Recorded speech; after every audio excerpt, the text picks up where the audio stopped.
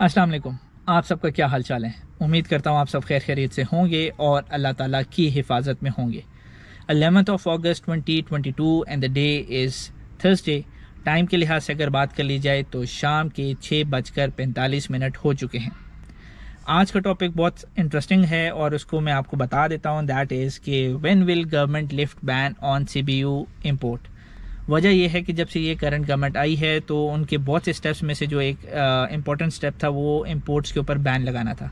अब इंपोर्ट्स के ऊपर उन्होंने बैन इस तरह लगाया है कि उनको कुछ चीज़ों में डिवाइड कर दिया है कि लग्जरी आइटम्स के ऊपर बैन लगेगा।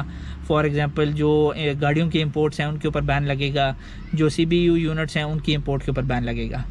अब ऑटो इंडस्ट्री के लिहाज से देखा जाए तो दोनों चीज़ें बहुत इंपॉर्टेंट है, गाड़ियों की इंपोर्ट करना और CBU यूनिट्स ख़ास तौर पे इंपोर्ट करना।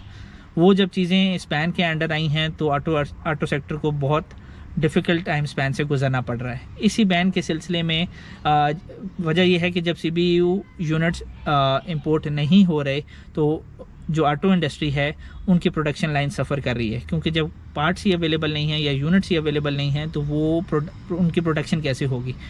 जब ये चीज़ हुई है तो जो गाड़ियाँ प्रोड्यूस हो भी रही थी उनकी भी प्राइसेस आसमानों से बातें करना शुरू हो गई। बहुत से लोगों ने अपनी जो बुकिंग्स हैं वो सस्पेंड कराना शुरू कर दी। वजह ये थी कि लेट डिलीवरीज का इशू आ रहा था। ज़ाहिर सी बात है, जब प्रोडक्शन नहीं हो रही तो डिलीवर क्या करेंगे वो। वजह यह है कि जैसे ही बैन लगा था इंपोर्ट्स के ऊपर तो स्टेट बैंक ऑफ पाकिस्तान ने LCs ओपन करना ही छोड़ दी थी। और जो आपको एग्जैक्टली पता है कि अगर LCs ओपन नहीं हो रही तो इंपोर्ट्स भी नहीं हो सकती। For this good reason German Pakistan chamber of commerce and industry, जिसको इन अदर वर्ड्स GPCCI भी कहते हैं, उन्होंने गवर्नमेंट ऑफ पाकिस्तान से रिक्वेस्ट की है कि काइंडली इस इंपोर्ट्स के ऊपर जो बैन है उसको हटा दिया जाए। वजह ये आ रही है कि जो GSP प्लस का स्टेटस पाकिस्तान को मिला हुआ है यूरोप को के अंदर एंटर होने का, उसकी निगोशिएशंस यूरोपियन यूनियन के साथ होने जा रही हैं और बकौल उनके अगर ये बैन रहता है तो निगोशिएशंस के ऊपर नेगेटिव इफेक्ट पड़ेगा। जो प्रेसिडेंट हैं GPCCI मिस्टर सैयद नदीम अली काज़मी, उन्होंने भी इस मुद्दे के ऊपर रोशनी डाली है और उनके मुताबिक जो जर्मन ब्रांड्स पाकिस्तान में काम कर रहे हैं, इन अदर वर्ड्स आप कह सकते हैं Audi, BMW and Mercedes Benz जो हैं वो भी सफ़र कर रही हैं इसी वजह से कि जो इंपोर्ट्स के ऊपर जो बैन लगा हुआ है ये एक बहुत बड़ी रीज़न बन रही है। रिसेंटली ये ख़बर बहुत मीडिया में गर्दिश कर रही थी कि जो गवर्नमेंट ऑफ पाकिस्तान है उन्होंने लग्जरी आइटम्स के ऊपर से बैन हटा दिया है, बट CBU यूनिट्स के ऊपर से बैन नहीं हटाया। बेसिकली जो गवर्नमेंट की तरफ से बैन लगाया गया था वो 800 आइटम्स थे, उनको 33 कैटेगरीज में डिवाइड किया गया था। Used and new cars were among those items, मतलब गाड़ियाँ वो दोनों उसके बीच में आ गई। एक और ख़बर जो मीडिया के अंदर गर्दिश कर रही है दैट इज़ के government is all set to lift the ban from the imports, और अगर ये चीज़ बात सच साबित हो जाती है तो ऑटो इंडस्ट्री सुख का सांस लेगी।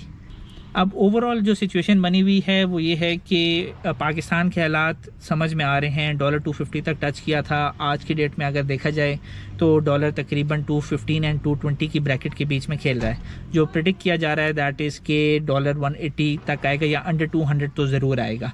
अगर ये हो जाता है तो इट मीन्स कि ओवरऑल एक स्टेबिलिटी वाला माहौल बन जाएगा। तो I also am of the opinion कि यार जो लग्जरी आइटम्स हैं उनके ऊपर बैन आप बेशक बरकरार रखें, बट जो ज़रूरी चीज़ें हैं, जो बेसिक गाड़ियां बन रही हैं, I am not talking about मर्स की बात नहीं कर रहा, BMWs की बात नहीं कर रहा, मैं ऑडीज़ की बात नहीं कर रहा, मैं लोकल सुजुकी, कल्टस, स्विफ्ट, इन छोटी गाड़ियों की बात कर रहा हूँ। तो काइंडली बैन हटा दें ताकि जो इंडस्ट्री है वो मूव करना शुरू करे।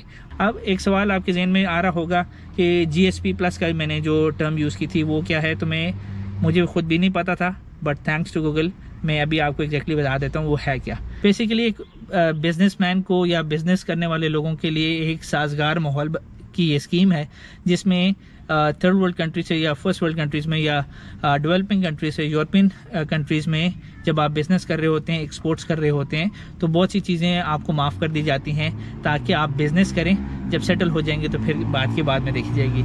ये था आज का व्लॉग। उम्मीद करता हूँ आपको पसंद आया होगा। पसंद आने की सूरत में वीडियो को लाइक कर दें, शेयर कर दें, चैनल को सब्सक्राइब कर दें और बेल आइकन को प्रेस करना ना भूलें ताकि रोज़ाना की अपडेट्स आपको मिलती रहें। राह चलते हुए साइनिंग आउट। अल्लाह हाफिज़।